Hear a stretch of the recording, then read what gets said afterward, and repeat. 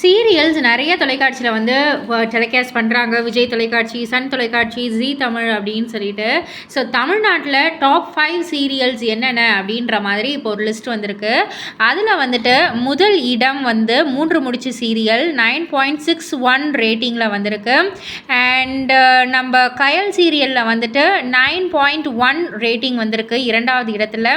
And மூன்றாவது இடத்துல சிங்கப்பெண்ணே serial 8.9 8.9 ரேட்டிங்கில் வந்திருக்கு. அண்ட் நான்காவது இடத்துல சிறகடிக்க ஆசை சீரியல் 8.7 ரேட்டிங்கில் வந்திருக்கு. அண்ட் ஐந்தாவது இடத்துல ஐயனார் துணை 8.6 ரேட்டிங்கில் வந்திருக்கு.